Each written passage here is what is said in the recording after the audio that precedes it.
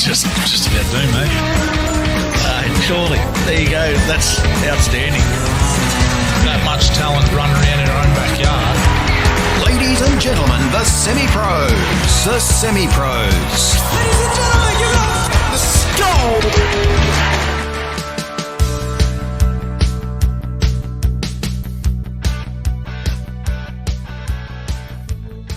Welcome along to the semi-pros. Great to have your company for another week. Sorry, we're a little bit behind time. A few little technical difficulties, but we are here with another big show this week looking at what is happening in sports. So thanks for joining us, Steve Glover, Joel Stower, Troy Gurski are with me. Our special guest joining us this week, none other than Jeff the Hornet Horn. G'day, Jeff. How are you?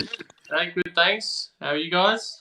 Excellent. Thanks for being with us. Now, interesting time for yourself. You should be basically, under a week away from the big super fight in Australia, Jeff Horn versus Tim Zoo. But as we know, with what's happening in the world, you're in a very different place than what you probably would have expected to be this close to a super fight. Yeah, definitely. I would have thought if I was in the same position now, would have been a big injury or something would have happened. So I should be tapering right now for a massive fight with Tim in a week's time. So what's happening now? What are you doing now? I'm doing a training session a day, just at home. I've got a bike at the moment I'm going on. I've got a treadmill here. Got some weights, not heavy ones, not heavy enough, as heavy as I'd like anyway. But yeah, just kind of putting along, keeping the body moving. How hard has it been for you? You know, you're in track for this huge fight. And now it's because of what's happened. You're just in the land of the unknown. Yeah, it's frustrating, but I guess I got to look at the positives, and I'm just going to treat this time as a semi-holiday, as you take it, because there's nothing. I have zero control over the situation, so I might as well just go with the flow. So, what's the future for the fight fighting in general for you at this stage? Oh, look. I guess I've just got to look at each fight as it comes, and the next one is Tim, and not really looking past him at this point. And he's the next fight, I guess, for the next step of what could possibly come at another world title crack, or who knows. We're both rated top 15 in the world, and one of us might get a crack very shortly. Jeff, for you, mate, obviously, like you said, the training camp itself's been a bit halted, as you will. How long do you suspect that it might take you to get in fight fit, fight Nick, to prepare for such a fight? Yeah, look, at the moment I'm doing a little bit of training, not anything massive, but just so I don't lose kind of everything completely. But I've told him to give me 8 weeks' notice to at least get ready for a fight. I think 8 weeks would be minimal to have to get ready for a big fight like this one. Mate, you said obviously it's a bit of a delay now. Do you think this is something that could help you a little bit? Like, you're a seasoned boxer. You've had a few more fights than what your opponent's going to have. Do you think this little delay can actually help your body actually heal a little bit better? Yeah, definitely. I always look at the positives, and because this is going to be postponed, I did have massive cuts over my eyes, and they'll be having some time now to heal, because this was going to be quite a quick turnover from the last fight, which could have put that into danger. But this extra little rest and repair will be good for it. And I'm just, I guess, ticking along with training, getting stronger, getting better. I've got a new strength and conditioning coach as well. So doing some extra work with him, getting my body into good shape before the fight. And mate, Tim Zoo, so was he always on the horizon for you to fight, or I suppose being an up-and-comer, he would have had you on a pedestal trying to get that? That was his perfect fight. For you, what was the incentive behind taking that one? Look, I wasn't really looking at Tim for a long time, and I was actually commentating his fights and not too distant future ago. So it's interesting that it's kind of come up, but everyone's very, very pro Tim Zoo at the moment, and I think high thoughts of him. And look, he's a great boxer, but I believe I've got his measure at the moment, and I guess time will tell.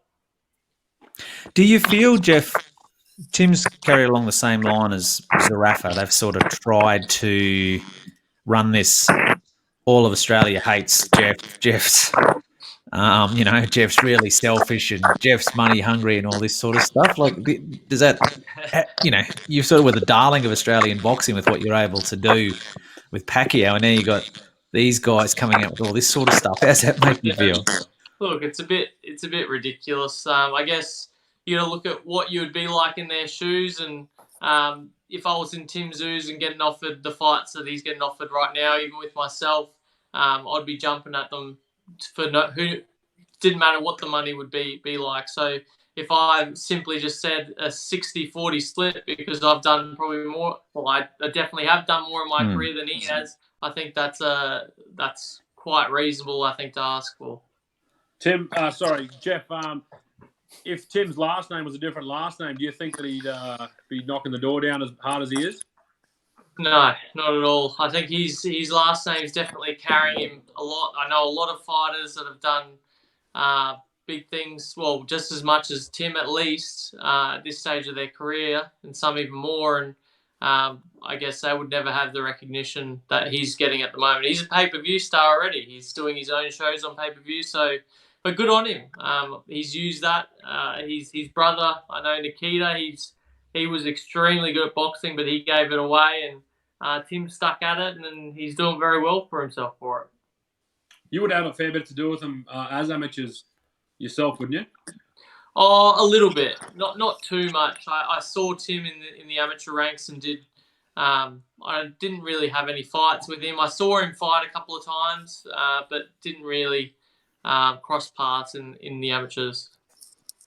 Is there a part of you, Jeff, that thinks, even though publicity sells and it's what puts bums on seats, and this is the fight in Australia that's going to put bums on seats, but is there a part of you that sits there and thinks, I'm granting a bloke an opportunity that hasn't earned it? Look, not really, because there's advantage for me to take this fight as well. So yeah, he's getting an advantage for getting this fight early, but look, he's got the name himself as well. His father did extraordinary things in the boxing world, and it gave Zoo the incredible name that it's got in the boxing world, and that carries over into some mainstream as well. And I guess he's taking advantage of it, so good on him. What do you make of him as a fighter? Look, he's good.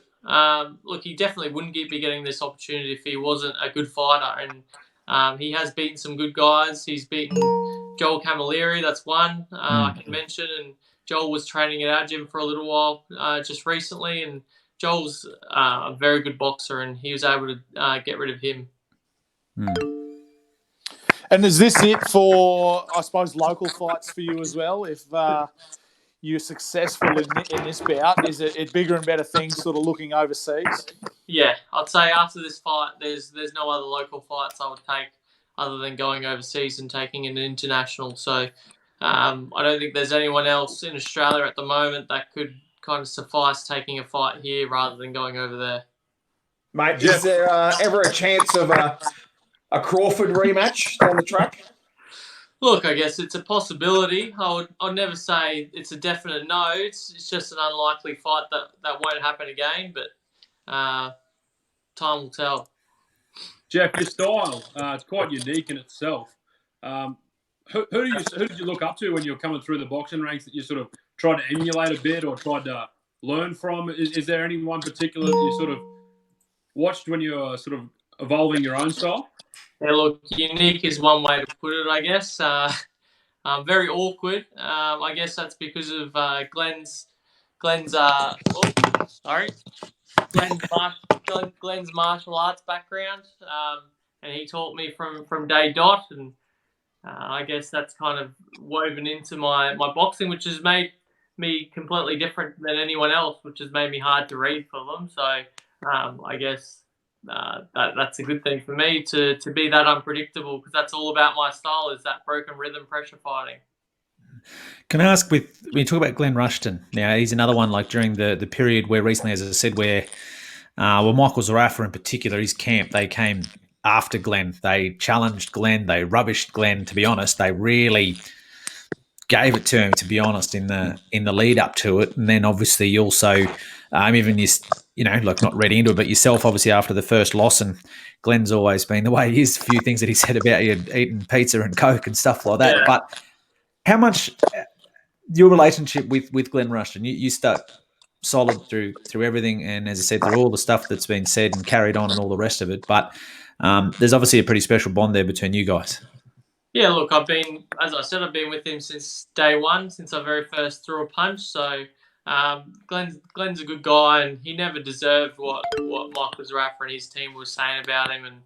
And look, he's a good coach. He's a good mentor of mine, and I'd stick with his side till the end. Mate, just got one from a viewer here on the Facebook. Another guy probably called your name out a little bit locally here was Chris George. Mate, did he ever make it onto your radar? Was there ever did he pop up in conversations after he particularly beat Cameron Hammond, I think? So, did he ever enter in conversations? I think his name did pop up, but I don't know if it did in regards to a fight with myself. I know he was doing pretty well for himself. I think he was the fisherman, wasn't he? Yeah. Fighting fisherman. Yeah. Look, he did extraordinarily well, Chris, in his career. He's a big puncher as well, and good on him for what he did. But I don't think he was ever really on the radar. The Manny Pacquiao fight, Jeff, just cut the really quickly before we let you go. The Manny Pacquiao fight, you're always going to be associated with that. No one gave you a chance. People still bewilders me, actually, that people thought you didn't win the fight. I find that unbelievable, to be honest, personally, how anyone who saw it thought you might have lost it. But just that moment in time in your career, your life, as I said, you're always going to be linked to that. What does it mean to you now, looking back on that moment, that day at Suncorp Stadium? Look, it means everything for my boxing career, basically getting that fight and getting that win.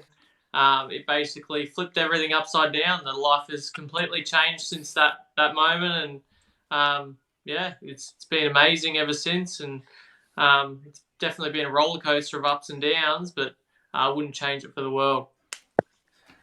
And with that moment when you won that fight, did you ever? Can you understand why Pacquiao and their camp felt hard done by?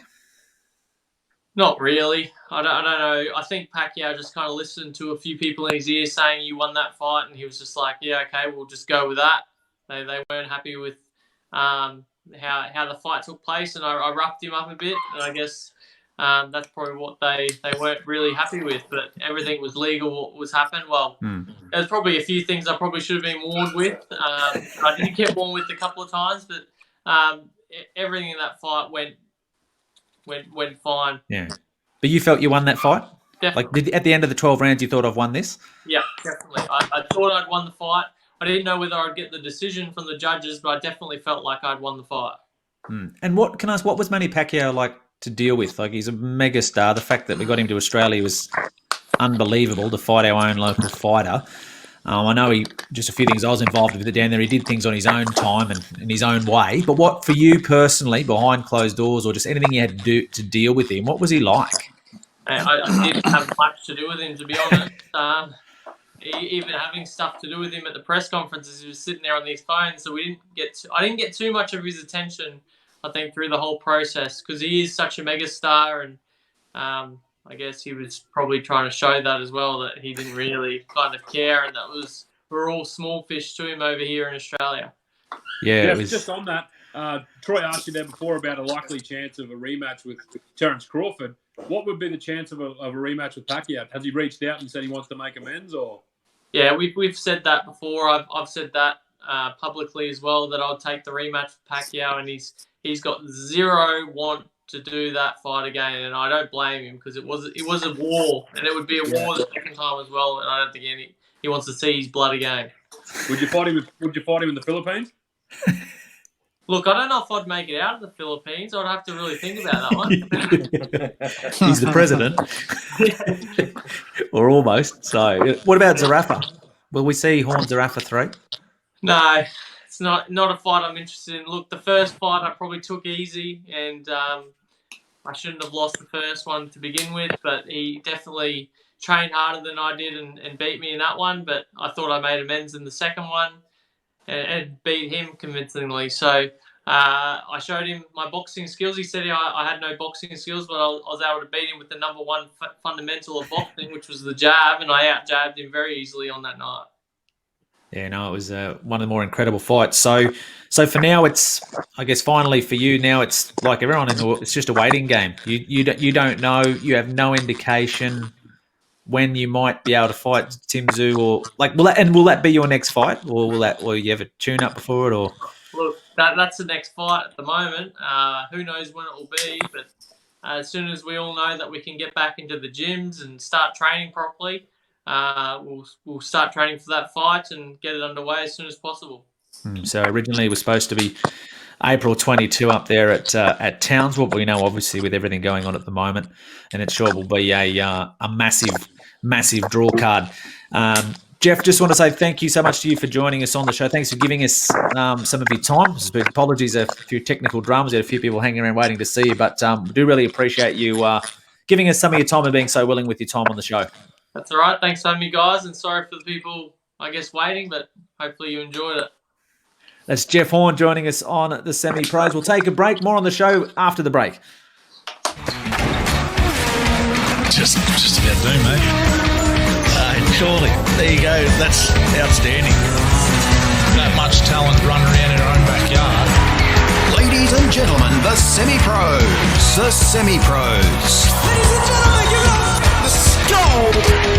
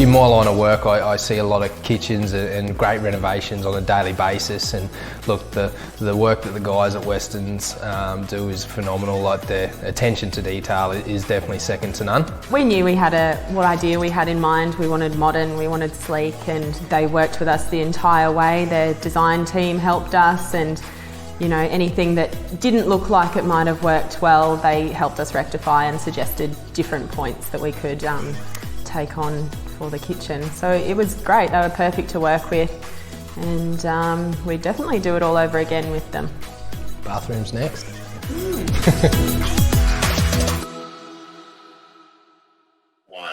Kieran. Welcome back. Thanks for joining us on the Semi-Pros. Great to have your company. Wonderful to have Jeff Horn with us on the show. He was very, very willing with his time. So really appreciate Jeff joining us on the program. He was... hasn't he done? I was thinking he's an amazing story, isn't he, Jeff Horn? And we consider he is now to where he was. As I said off air before, while we were waiting to get things up and going, as I was mentioning, I didn't even realise actually that I ring announced one of his earlier fights. That's sort of how, I guess, under the radar he's been until he bowled over a Pacquiao, possibly. So that fight, as I said, he was on the undercard of Damien Hooper was ahead of him on the card. Cameron Hammond was ahead of him on the card. He was fighting, I think, just a 4 or 5 rounder. Mind you, it probably was just another keep active fight, mind you, for Horn, and he won it comfortably. But who would have thought that he'd be sitting down that low on a card when you consider where he is now? The best thing about Jeff, I remember Jeff when he was an amateur, and he hasn't changed a bit. You know what I mean? What you see is what you get with Jeff, and that's exactly how he was when he was an amateur. Give anyone the time of day and have a chat to him, even when he came back from the Olympics, to beating Pacquiao and obviously giving us blokes a bit of his time here tonight. And, he really is that sort of character that what you see is what you get with Jeff.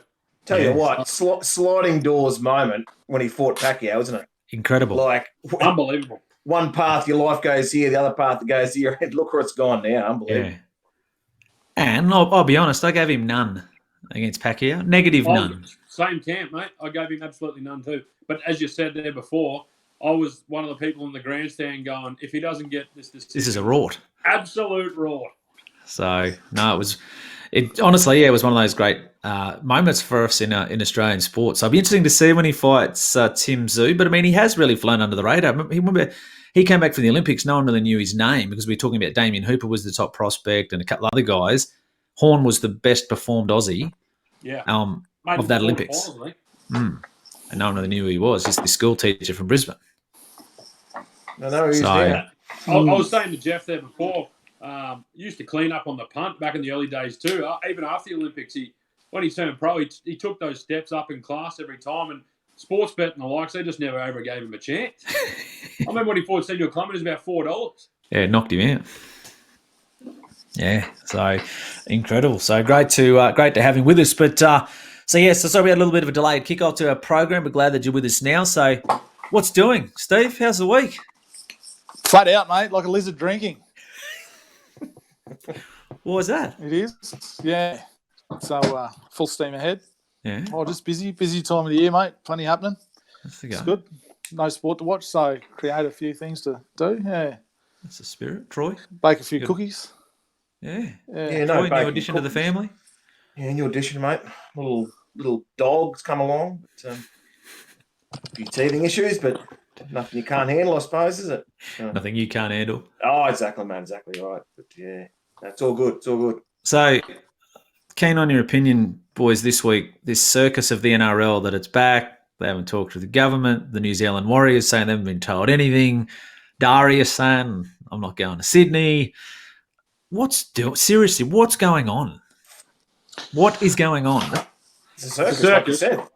They're kidding themselves, aren't they? Yeah. Well, like they were saying with the Warriors, as they said, this is just what I heard on the radio this morning, so I'm just repeating it, but they haven't been told, and they're like, well, if we're starting on the 28th and we have to quarantine for 14 days, they need to fly into the country by...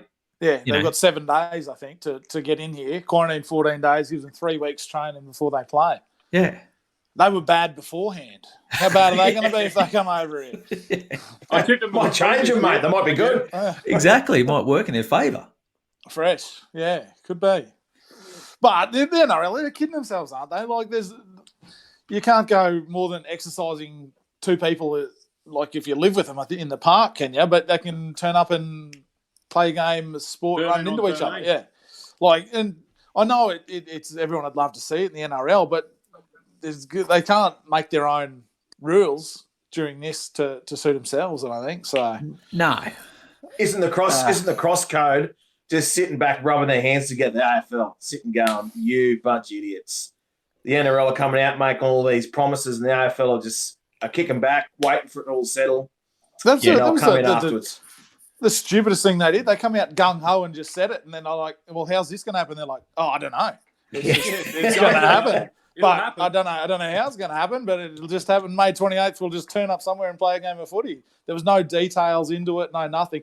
Surely even if they're considering the 28th, they sit down, they nut out how they're going to do it so they can release something with a bit of substance. Like it was just seemed dumb. And what a weird way to announce it too. Like Wayne Pearce, what relevance has he got in? Like, apart from playing the game himself, like what? He's on that committee, isn't he? Pearce. Yeah.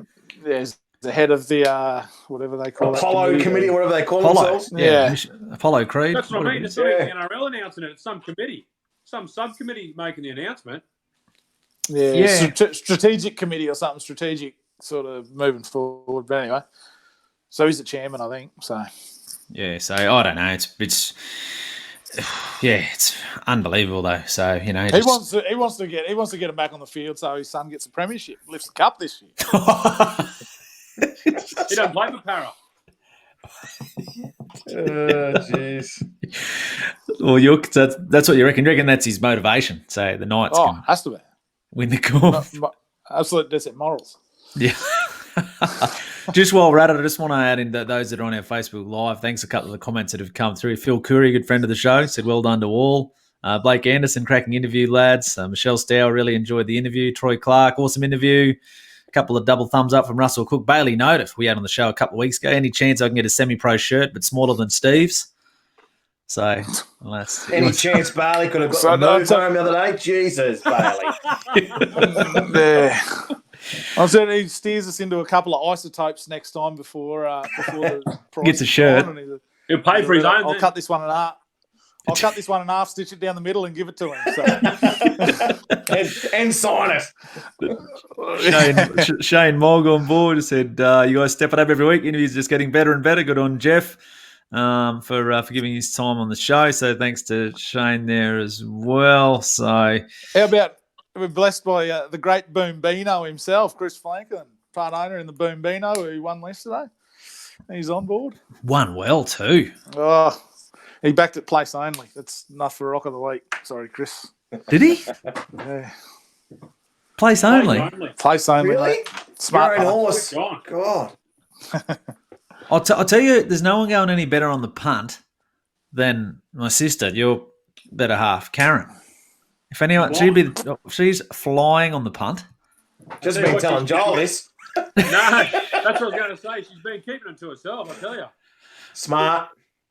One's flying, one's going horribly. And then, Steve, one for you here. Just Will Young just said, let you know that Paragon sign behind Glover isn't level. Mate, it's Neville. Don't worry about that. Sitting on a level whiteboard with a bit of blue tape. So there's just Smithy-esque. So there's just a few comments that are flowing through there. But no, great to have your company on the show. Look, we're going to keep trying to get, set in this situation with isolation the way it is, and that we'll keep trying to get as many different guests as we can get on the program. So if you know someone who want to plug us into someone or something you think we should try and track down, we're up for the challenge. We'll have a go at it. And as we sort of mentioned before on a serious note, Jeff Horn, I've had a crack at a few NRL players and different blokes along those lines to come on the show. I don't even get a response. Jeff Horn wrote back to me within 10, 20 minutes, and then also got to give him credit with all the technical dramas we had here tonight, champion, to stay online with us, and said he had a curfew of about 6:30, but kept him on board for about another 10 minutes, so he'll probably be in strife that way as well. But yeah, no, big thanks for having him. But yeah, anyone out there that you want us to get on the show, said it's a good opportunity to try and get whoever we can out there and talk different sports and stuff. So if you know someone we should try and get. Actually, I tell you, I was talking to Bailey Notiff the other day. I'm going to get Tony Gollan on so we can ask him about all these. Every person I speak to asks, what's the best spray Tony's given you? So I reckon he copped another one after he got snappy reply beat again, did he? On the line? I tell you what, he's been having Mingy nightmares of who rode Mingy? Steph Thornton. Steph Thornton. I'll tell you what, she's no chance of getting a date from Bailey, I don't reckon. It was Michael Carl the week prior, whenever the other start prior, and then Steph Thornton this time. So lousy. Boys, just on a local note as well, obviously the passing of Dan O'Neill during the week. Yeah. Local legend, obviously flooded the news outlets here in town. I just want to pass on the best wishes from myself and probably you guys as well to the family on that front. It's obviously been a long battle for Dan, and he's certainly touched a lot of people's lives, including myself. So, obviously, you just want to touch base with that one and sort of well wishes to the family on that one.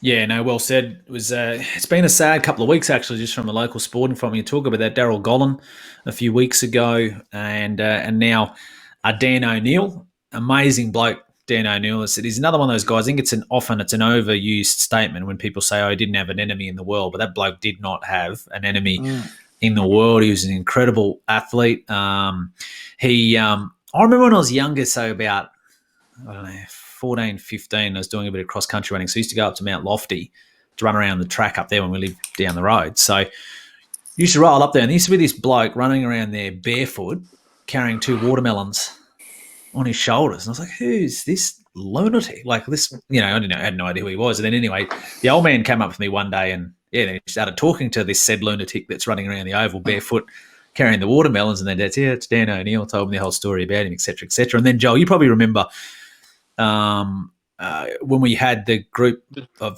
fighters that were running. Yeah. Mate, that was back in the days when I actually could run. Dano's turned up and he's running with 3-time world champion Michael Katsidis. Braid Smith, who was a fair runner himself. But Dan would rock up 3 minutes late and still catch him. Yeah, barefoot. In barefoot, treading on sticks. And The bloke must. Oh yeah, he was. Yeah. He certainly gave plenty of people a lease on life as well. He was my woodwork teacher back in grade 9 and 10. I tell you what, the way he had me humming, mate, I would have got an apprenticeship at Paragon, that's for sure. Lucky I sought on to other things, eh? But yes, no, he was a wonderful guy. He really was, and and it was obviously sad news to hear that over the weekend. So we do pass on our condolences to all of the O'Neill family during what is a very difficult time. But very, very well said. He was, as I said, I still used, when I was running in Reese, he'd run past and he ran past me on like Kitchener Street barefoot. Sounds about right. Yeah. Oh, so this is not on the track. This is not on the grass. This is on the road. Yeah, bitumen. Yeah. Carting along barefoot. Said, too good for me. I'll tell you what, the bloke had the biggest set of calves in the world too. Oh, didn't he? I'm carrying watermelons. Do you have a measure off? They're unbelievable. I wouldn't have anything on them. So, no. So we pass on our best wishes to the O'Neill family. So very well said. Now, would we put a topic up this week? Hang on, got to get back on schedule where we were. So, Southern Hotel shot clock.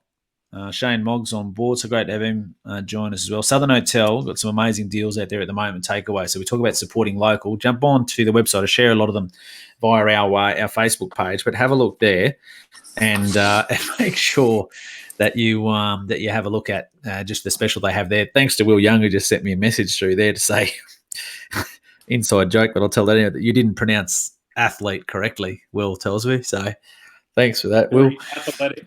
Yeah, athlete. Well done. Thanks for passing that on. Well said. So great to have Will on board with us also. Now, so the Southern Hotel, pop out there and see the guys there. They've got incredible specials at the moment. Joel's had his eye on a few a couple of times with the 6-pack that comes with it. So you get all sorts of offerings there. So have a look at that. Take advantage of that. But our Southern Hotel shot clock segment this week, we're going to delve into the archives. And this one is, we had a few that popped up their thoughts on Facebook. So we'll just have a look and see what people think here. Share any thoughts and comments and that they come up with. Queensland State of Origin Maroons best ever 17. How hard was this? Ridiculous. Unbelievably hard. I thought it would be a piece of cake to begin with. Same, actually. I started sipping through it and I thought, I can't even squeeze this bloke in my side. Yeah, and the calibre of bloke you're not squeezing into your side. Oh, yeah, and the worst ones were the main positions. Yeah, I found. The ones you thought were dead locks. I went through it and I went, right, there's blokes in certain positions. I'm not going to put them out of position, so I've had to leave some pretty good ones out here. Well, righto, lead us off. What do you got? Well, let's go. Who you got fullback? Okay, fullback. I've left Lockie out and I've gone with Slater. Oh. I just think Billy was. I thought Lockie was either had to be the 6 or the 1, and he's got neither in my team. So I've had to relegate Lockie to the bench. I've gone with Slater. I thought he was probably the best fullback I've ever seen. Yeah. Okay. Joel? I've gone Darren Lockyer, only purely because there's a few good halves in front of him. It's the best way to squeeze it in. Steve? No, I'm with Billy. Billy at the 1. I think Lockie was good, but he played his best at 6, I reckon, in the halves. I agree with what you're saying, Troy, but just again, probably because he said there's some handy 6s that we'll probably talk about, but he's got to be in your starting side. He was that good. So, yeah, I've got him at fullback. So, there you go. So, a few thoughts there. Who are you picking on the wing, Troy? I'll go on with the duo of Slater and Sailor and Takiri. I thought they were a formidable combination, just the way they brought the ball back. Yeah, I went with Sailor and Takiri for me. Joel? Originally, I had Billy Slater and Dale Shearer already, but I've since changed that. I've gone Billy Slater, primarily because I couldn't squeeze him into fullback, and Wendell Sailor. Mm-hmm. Steve? So you picked on Sting. So I wanted to put Valentine Holmes in because he's a profitable bloke on the first try punt. But him and Darius. Him and Darius have been good punts in the old Origin there. Some not so memorous, but where'd we go? Don't know. I'll go with Rory Shearer for what he did early on, and then Greg Inglis. Righto. Greggy on the sting. Oh, yeah, play like they play, mate. Stick him in the this extra forward, get him in there. Second lock. All right, I went on with Slater because obviously I had the same thing. I had to have him in the team, but didn't pick him at fullback because you got Lockyer there. And the other one I ummed and ahed with a lot of names you guys have brought up. But I went with Brent Tate, terrific Origin player. Surfboard. Yeah. He was outstanding. He was an outstanding Origin player for Queensland, Brent Tate. So I've given him the nod. Centres then, righto? I found this one the easiest positions. I've gone Inglis and Meninga. Same. You just throw the ball out wide and say, there you go, big boys, run over the top of them. Yep. Hearing ya. Steve's obviously different because he's got Inglis on the Geo on sting. the sting. Yep, Big Mal and Steve Renoff. Oh, yeah. Oh, the Oh, Pearl. yeah. Tell you what, he loves a punt, the Pearl, doesn't he? Remember we saw him at the Pink last year? Yeah. Yes. I tell you, there's someone online here I think's picked it right to a T. Blake Anderson, glove doing his side now. Loves research, the guy. He knows. Righto. So, yeah, I was the same as what you guys said. I said this was easy. There was Inglis and Meninga. Now we get interesting. Halves, 7 and 6. Oh, as I said before, I want to pick blokes where they played in their main positions, and the King, he is the best 5'8". Yeah. 8 man of the matches, absolute legend. So I've gone with the King Lewis, and with, this was hard too. I've gone Thurston. I've gone Thurston over Alfie, and then you've got Cronk as well, haven't you? But I've gone Thurston to pair Lewis in the halves. Pretty decent pairing. I actually went. Well, I can say now I went the same, Troy, because you came down to Langer or Thurston, and I went with JT. Joel, who have you got? I went JT at 6 and Cooper Cronk at 7. Obviously, I honestly think Cronk's probably the forgotten man in all of his career. I think he's an outstanding player, and I don't think he gets enough recognition for what he did achieve. So, him and Thurston for me in the halves. Righto, Stephen. Wally and Alf. When it comes to Origin, Wally was the best, and Alf had massive Origin moments. I think what did we do last week? Greatest something player. I think I put the Alf in halfback or something. Anyways, and I'll tell you what, it'd be a good time after it too, singing yippee yippee yah yah yah. Throwing tins everywhere. It'd be good. Alf and Wally. Righto. So there's the back line. Let's go front row. So front rowers, your bookends, 8 and 10. Troy, who'd come up with here? I've gone Big Artie Beatson. Yeah. And I've gone Petro as well. Yep. Front row, both awesome. Yeah, awesome play. I think they pretty much picked themselves as well. Yeah, I went with the same as Troy. Steve? Me too. I legitimately did.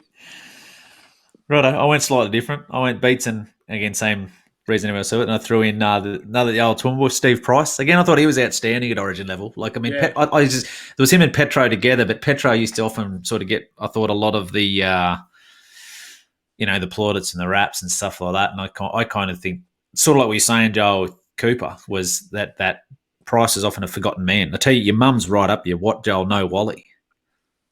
He's coming. You named him on the bench. No, I didn't. Righto. Oh, okay. So you're going to play him out of position. You can't play the King out of position.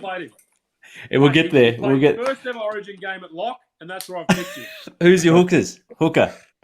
Oh, that's pretty. Yeah, Smith for me. PJ Marsh. Smith just over Greg Connectiu. Jamie Goddard. Goddard, I was going to say. Who have you got, Steve? Kerrod Walters. Yes. He was good. Love running with his head up Smith there. fixed himself. Smithy? Smith's a no-brainer, I think. Yeah. He's my captain too. I don't know if we'd pick if anyone picked captains or not or what, but I couldn't go past Artie for captain. Righto. And I went Lewis. I went Wally. Wally. Steve, who's your skipper?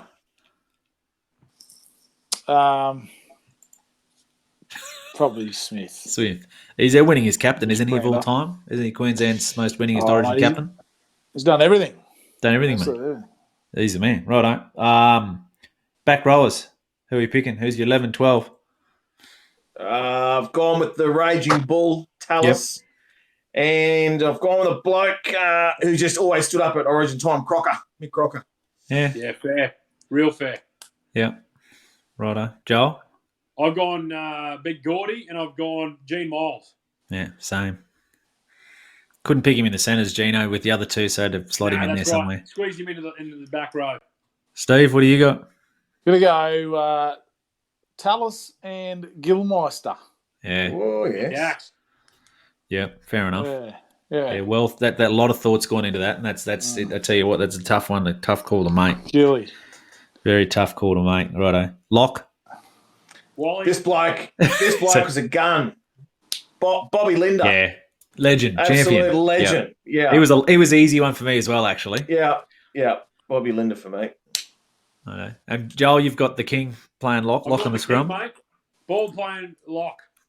Righto. Steve? Imagine that, having Wally on the field with Cronk, Thurston, Lockyer. They still only have one ball, though, don't they? Yeah, that's true. They'd work it out. They'd be saying, truck this up, Wal. Yeah. Put on your wing and run her straight. Who you got, Steve? Yeah, Bob Linder.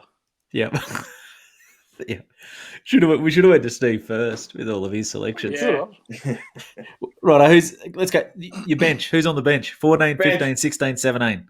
Well, I've Go, got the Steve. best utility player ever now because I've got Darren Lockyer as my 14, Yeah. filling in a lot 14. of positions. And then I've got Thaiday, Webke, and Brad Thorne as muscle off the bench. Yep. Yeah, so I like that team. I'd like to see that play, actually. Yeah, it'd be good. Joel, who you got sitting the pine? I got little Alfie Langer at the 14, Shane Webke at 15, Trevor Gilmeister 16, and big Gary Larson in the 17. Nice. He just squeezed out Billy Moore. Oh. Steve? There we go. We got Lockie on there. The fat man Vorton, Fair. Origin legend. Nate Miles and Webke. Yeah. Yeah, Miles, good, wasn't he? Yeah, he was a very, very good Origin player. Good off the bench. Just a powerhouse off the bench. Good chin. So you got all forwards off your bench. Oh, no, you had Lockett. Is that no? Lockyer, yeah. Yeah, righto. Okay, I've gone with 14 Cooper Cronk, 15 Webke, 16 Seven Seaver, 17 Trevor Gilmeister. So that's who I'd pick off the bench. So that's what a couple of you guys were talking about before, wasn't it? It was bloody hard trying to, I couldn't find a spot for Langer. I originally had Langer, then I thought, I'd go with Cronk because they said, I agree, I think he's often understated, and then what he can do from a utility point of view of picking a team off the bench, he's got to be in there. So, yeah, that's a look at our Origin 17. So, share your thoughts if anyone's got any out there, what they think or who they think they would make the 17. Well, we've got a few comments here. Well, Michelle Stower said, okay, Joel, you've redeemed yourself. So, Thanks, Mum. and then what else you got? Kent Reams he's pumping for Mogg, Adam Mogg, I'm assuming he's referring to. Yeah.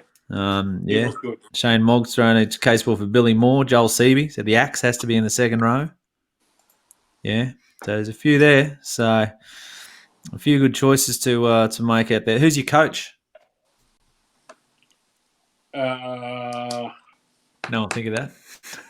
No, I did, but Well, Mal can't, can he? He's playing. Captain coach, Wally. Wayne Bennett. Wayne Bennett. Yeah, same for me, Bennett. Steve? Yeah.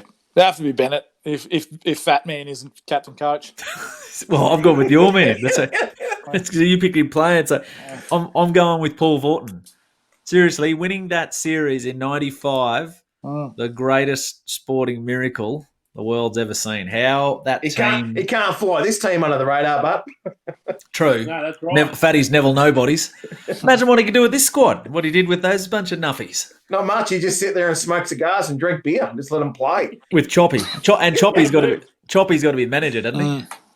Yeah. He's the only manager they've ever had, isn't he? So let's look at our Origin side. Yeah, no, I went with Vorton because, as I said, I think, well, I know he only had a couple of seasons. He got the beer and sass after the next year, but what he did in '95 with that team, to me, in his Origin folklore is something, unbelievable. I don't know. That's still, greatest sporting miracle I've ever seen to beat that side. 3-0. speaking of a couple of guys we picked in those sides there, like that was the making of a lot of players around that era. The Ben Eichen, Billy Moore came up, Gary Larson came up. You know, these guys were unheard of. Brett Dallas. Brett Dallas. In that time frame, they were just absolutely nobodies. Like Mark Hone got picked out of reserve grade. As you said, Ben Eichen got picked the story they'd tell, where he turned up and never even that Fatty thought he was there trying to get autographs, and he said, "Yeah," he said, "I'm in your 17." So now he's a professional golfer. So that's our best ever 17. Southern Hotel shot clock. Get out and support the Southern Hotel.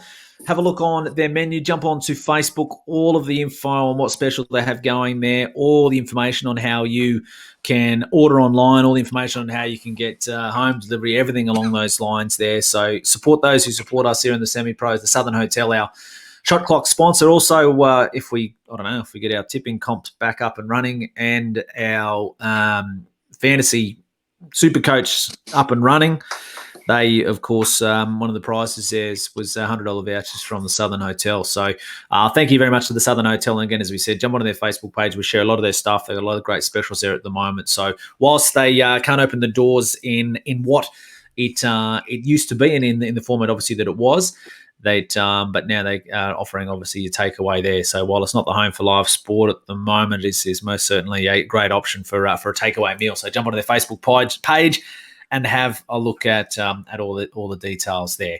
We'll take a break on the show. When we come back, we're going to have a look at rocks and diamonds. Thanks to Hogans Family Jewelers. We'll go to a break. At the Southern Hotel, our Sunday steak special has been so popular, we want to offer it on Saturday too. 180-gram rump mignon, 400-gram New York cut T-bone, or a huge 500-gram grain-fed rump, all for just $23.95. It's better at the Southern. Hi guys, Lockie here from Hogans Family Jewelers. Today we're looking at how you select a perfect diamond. We need to consider the 4 C's: cut, colour, clarity and carat weight. In terms of discussing the cut of a diamond, we need to consider the aspects of the qualities of cut. At Hogans, we only source triple excellent cut diamonds. In terms of colour, we look for the perfect white stone. We source stones from a D through to a G in colour, the top 4 colour gradings. Clarity is another really important factor in selecting your diamond. We don't want to look at the diamond every day and see inclusions or marks in the stones that distract from the beauty of the piece. The final of the 4 C's is carat weight. A lot of people believe that a diamond's value is based just on its carat weight. This isn't truly the case. It's a combination of all the 4 C's put together. There's one final hidden factor that I need to discuss about finding the perfect diamond. It's called fluorescence. When she wears the ring in natural sunlight, UV light, where the diamond is supposed to sparkle at its optimum level, you don't want any reaction.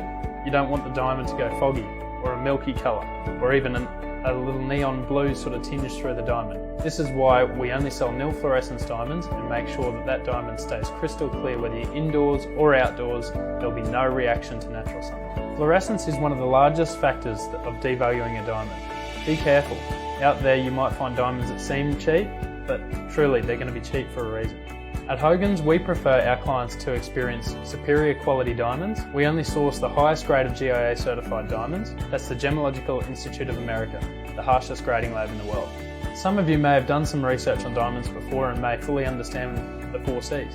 But if not, we've got knowledgeable staff that will help you and guide you through selecting the perfect diamond. At the end of the day, it's all about quality, and at Hogans, we prefer quality.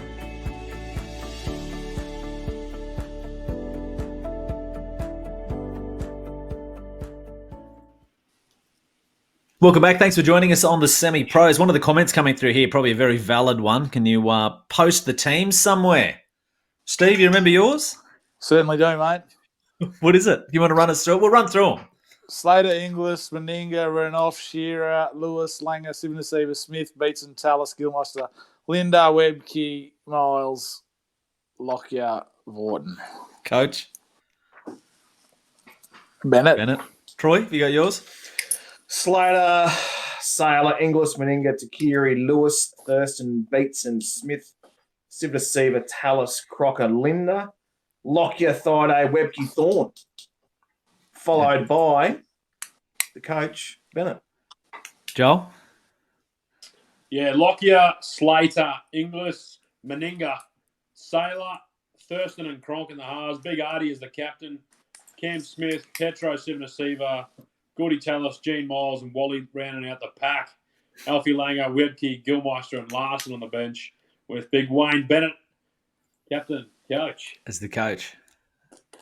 I've gone Lockyer fullback, Slater and Brent Tate on the wings, Inglis and Meninga in the centres, Thurston and Lewis in the halves, front row Artie Beetson, hooker is Cameron Smith, 10 is Steve Price, back rowers are 11 Gene Miles, 12 Gordon Tallis, 13 Bob Linder, 14 off the bench Cooper Cronk, 15 Shane Webke, 16 Petro Sivanasiva, 17 Trevor Gilmeister. Coach is Paul Vorton. All right, there you go. That's my thoughts on the best ever Maroons team. Hogans Family Jewelers, Rocks and Diamonds. So we've been doing this with a bit of a different theme each week as well with what comes up. Actually, before I do that, we do have a theme, best and worst of Troy's favourite topic, e-games or sports video games. But other than that, does anyone else have any rocks or diamonds this week they wanted to nominate? Any other category like it's generally happen?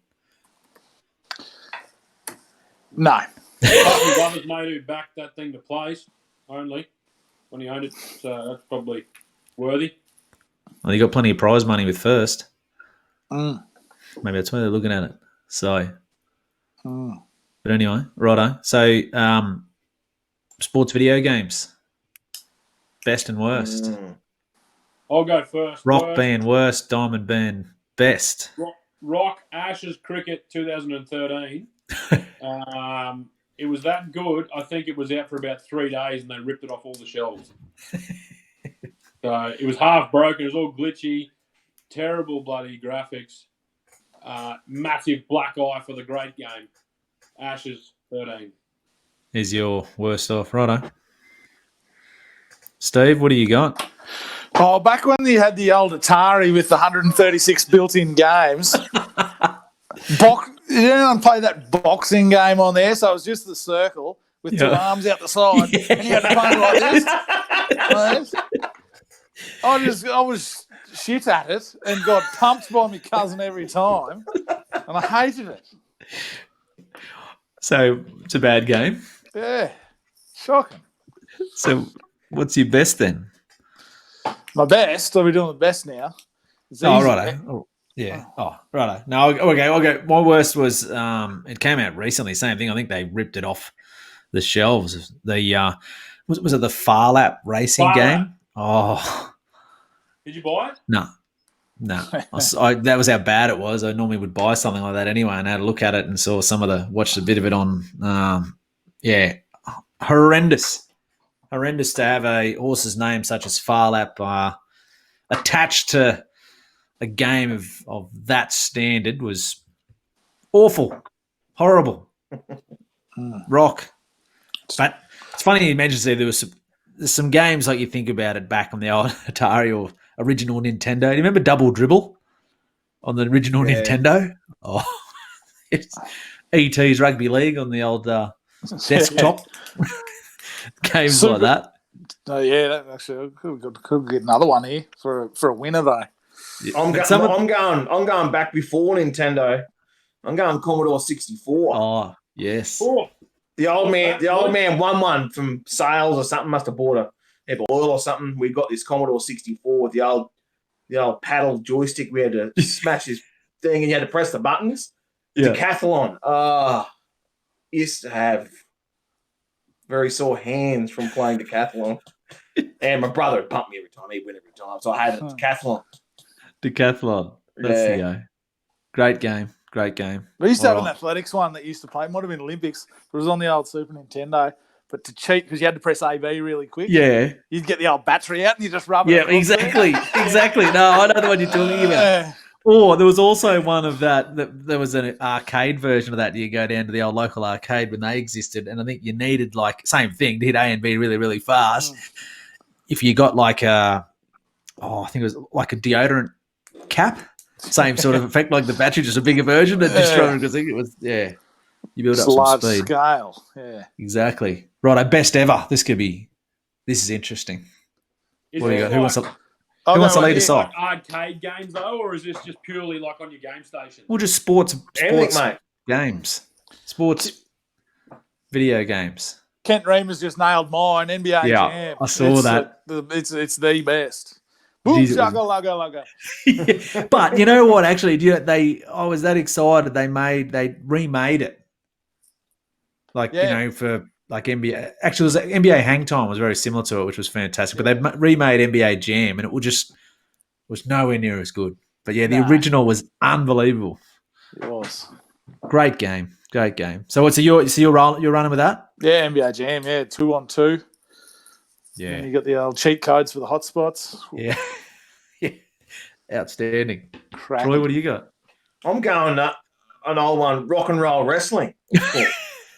So I used to be out at the old Willow Springs. Remember old Willow Springs out there? Yeah. We used to go out there. Used to be on one of the old arcade ones. We used to sit down one either side and you'd play rock and roll wrestling. Loved it. I wanted to take it home, but didn't happen. I might try and look at buying it now. Yeah. Rock and roll wrestling for me. Used to have all the old blokes in it. So. Outstanding. Yeah. Joel?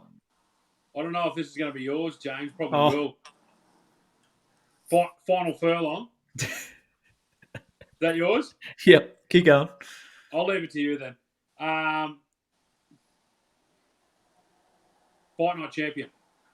Good game. That was a good one. Fight Night Champion, yeah, it was awesome. They're talking, actually, Eddie Hearn's going to make a new boxing game. Yeah. So that'll be awesome.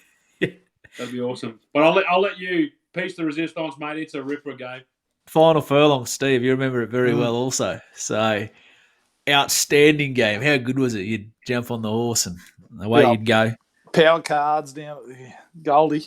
Yeah, the old carrots. So, I went on a holiday with the Glover family. We were about, we must have been 17 or 17, 18 because you were driving. So, Steve and I did three things that whole, literally, went to the beach, and went to the arcade and loaded up these power cards and played Final Furlong and went to the tab. That's all we did for however long we were down there for. But anyway, and we tried to rig it too. That was when your dad was doing the last stride. Remember that holiday? Sending them out the old paper forms. And still, there was just winner after winner after winner that week. It was absolutely ladled in $3 winners. And we went, that's what we were having on them. Paper Kings. He was declared that one day. Mrs. Ledden, one for Richie Stevenson. It went on the Sunday. They just kept winning. That's right. I remember playing that final furlong with James at Canterbury. I think it was last year or the year before, wasn't it? Yeah. Remember we went to the night meet. Here's James, 35-year-old, absolutely hiding this thing like he was riding Chautauqua. Well, I know what I'm doing. Late and filthy that he missed. Yeah, exactly. But Steve and I used to play it, and we tried to rig it to see if we could, because we played it that much, we tried to rig it to break the record. So, have the old pacemaker. One of us would go out hard as, and it didn't work. Set up for the swooper. Yeah, we set one up for the swooper. It didn't really work for us, just trying to break all the records. But it was a great game. Speaking of Troy, I'd love to buy it. There's two arcade games I'd love to buy: Final Furlong and Daytona. Yes. Oh, that'd be awesome to have sitting in the games room. So might work on that actually. Any other thoughts or comments that have come through? Sorry, I haven't really been following this. So along the lines of the NBA Jam came up there, which is a really good one. So. But yeah, there's been some great games, as I said, even like some of the classics that were like horrific on the old graphics and that, but they're just classic games that, as I said, like ET's Rugby League and things like that. And they were just Jonah Lomu Rugby and a few of them, they were just seriously in today's day and age, just complete garbage. But at the time, geez, they were good, So same as even like when you look at what the NBA 2K, NBA Live is now compared to what it used to be. Mike Tyson's Punch Out, remember that game? Geez, that was good. On the original NES. Yeah, I remember that one, It was a great game. You worked your way all the way through to fight Tyson, and then he just knocked you out in one punch. So, but anyway. Duck Hunt on the original Nintendo with the gun. yes. Yeah, that was cool. Remember that? Was cool. Yeah, there were some good ones out there. So, but I'm sure there's plenty more that you could roll through. But said there's been, Blake Anderson's got Shane Warne 99. Super International Cricket on the Nintendo. How good was it? You used to pull it out and blow in the cartridge to get it going. Yes. Was it Ricky Ponting's cricket where they had all the fake? Well, this started with international cricket, so I remember this so well. Like you had, so Jeff Marsh was G Swamp, David Boone was like Jay Dean was Dean Jones. Like A Boulder. Sorry, A Boulder. Yeah. It's Alan Porter. Who was there? Like Classics. Yeah, like just things like that. It was you knew who they were, but obviously they didn't have the rights at those stages to use the names, and you could only hit the ball either. You could either only hit it straight or cut it from memory. I don't think. Yeah, you can, and if you ever played an A shot, you're kidding yourself. along the ground on the car. That's right. B was in the air. So Yeah. great game. There you go. So reminiscing there. So I'm sure some people are remembering some of their childhood. There were some of those great games on some of the old consoles. Bring them back, I say. Bring them back. Retro games. All right, that's our look at Hogan's Family Jewelers Rocks and Diamonds of the week. Multi winners. Anything, something. What have we got? What's winning this weekend? I'm sticking with one that I won a couple of weeks ago. Hope Bailey's listening. Hope he's still watching the show. So I'm going with the move again. Brizzy got caught on the line last start. And I'm out. Backing up. He's gone. We've lost him. He's dropped out. Joel, well, anyway, we got his tip out before he left, so that's good. He's given us his tip. He's frozen his screen. He's gone. Move. Joel, what do you got? Packed her up. Well, lost him too. Dropping like flies. Oh, well, good. I'll tell you, what's the shortest favourite getting around this weekend? What are you on then? What's your winner? I'm going to stick with this one that we got a few dollars out of. Bandy Purr. It's in tomorrow, so the Gold Coast Metro meet tomorrow. It's in the Open. It's got 62.5 Nick Keel on its back. It's again, like they bet $20 about this last start, which was absolutely thieving. When I'll go through its form from last prep, first up in the John Monash, Group 3 beat 2.3 by Oak Door Jungle Edge. Second up in the Group 3 Bletchingly, beat 6 length Scales of Justice. Then the Heath over 1100 at Caulfield. So this is only last prep, under 6 months ago. Beaten 1.9 by Crystal Dreamer and Jai Trash. Or Gitrash, whatever. Gitrash. Come out and won Group 1 or whatever. Yeah, it did. And then it's another couple runs there, Mooney Valley. And first up, a good run at the Gold Coast. Come out and absolutely blitzed them at $20, which was... Anyway, so we're going back to the well, old Bandy Purr. And Gold Coast race 9, I think it is, race 8, 9 tomorrow. Single it out, won it out in the quaddie, do everything, put your house on it, and get 4.6 houses back. Confidence from Steve. That's what we like to see. I'm back. You're back, Joel. You're back. What have you got for us? What are you adding to the multi? I had it loaded up on my laptop over here, but she just gone flat, so that's why I had to snoop over on the phone. But tomorrow I'm with you as Gold Coast Race 6, number 2. Thine is the power for Edmonds. Nick Keel takes 3 kilos off. Looks the right race for it. I think it's about $3.50 or something like that. Thine is the power.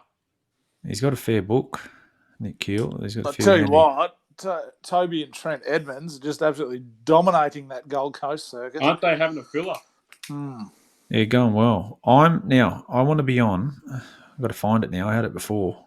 One I've been waiting for, and I'm due to pick a winner.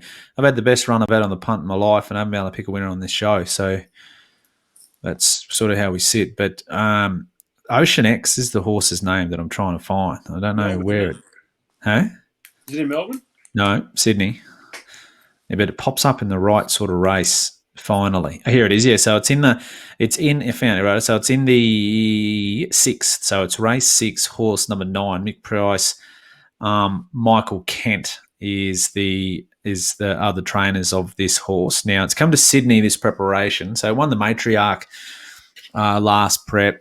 So back there in a good race like that. This preparation, they brought it to Sydney. It was first up into the Coolmore. I thought it could win that. It didn't. It was behind Con T, Patero, and so forth and so on. Well held there on that occasion. Then I went around in the Group 2 Emancipation behind Positive Peace and Noir. So a lot of those horses that again went through to the Legacy. Thought it was again pretty good there. Gets up to a suitable trip this time. This is its go. This is a lot easier than what it's been racing against, and you still get around $10 about it. I think there's a few overrated horses associated in the race that there'll be a lot of money for. One of yours, Joel, Shared Ambition. I'm sure they'll all want to be on it. Yeah, I thought it had none in the Doncaster, but yeah, it was keen. Like a lot were keen on it. So anyway, now that I've said that, going back, Shared Ambition. But no, I'm pretty keen Ocean X. I think it can really run a race in that one there. So righto. So there's our. What do you like in the All Age race 7? Oh, you on Parrata, G? See how the track's playing. I like Dreamforce, $10. I've gone to the well a few times and come up empty with Santarana Lane. I still think it's the best horse in the race, but it's becoming a bit costly. Yeah. But I actually think it goes. Dreamforce is good along and make its own luck out the front. If it can. What do you say, Dreamforce? Mm. If it can. If it gets its own way in front, it's hard to catch. Very, very hard to catch. But I just. $10, you can have a nice play at it anyway. Yeah, true. Very true. But just Santarana Lane. It's 1,400 forms, not too bad. So, but anyway, that's a look at our semi-pros multi of the week. That's happening. All our racing news will be up on Racing Nation. If you're listening, it'll be on our radio program on Power FM from Saturday morning. Tune in from 8 o'clock. Big Toowoomba preview. 10 races from Toowoomba this weekend as well. So Saturday night, 10 race card for Clifford Park. We're scheduled for 6. They got that many acceptances. It's ended up being extended out. So it's a 10 race card. So plenty of racing coming up across this weekend. So all the information on that coming up through Racing Nation. But it's been great to have your company on the semi-pros. Thanks, boys. Thanks for joining us. It's been fun. Yeah, it's good. It would have been nice to have Jeff a bit longer, but great chat. Great chat. We'll Good to have Troy join us till the end too. That was awesome. He got his tip out. He's on the move for those that missed it anyway. But no, we'll get a version up there of that of Jeff Horn for you to watch, and also we will have that'll come up on the premiere as well. So for those that watch via Facebook on the Saturday morning, so the premiere version will have that full interview with Jeff Horn as well. But we'll also upload for you just that interview with Jeff. So that's a look at the semi-pros for this week. Thanks for joining us. We look forward to talking to you all again next week.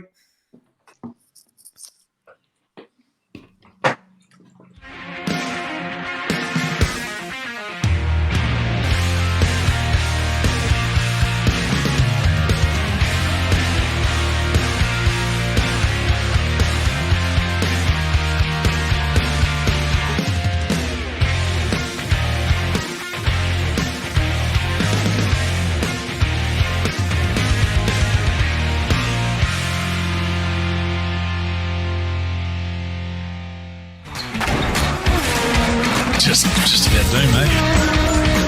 Surely. There you go. That's outstanding. That much talent running around in our own backyard. Ladies and gentlemen, the semi-pros. The semi-pros. Ladies and gentlemen, give it up. The Stower.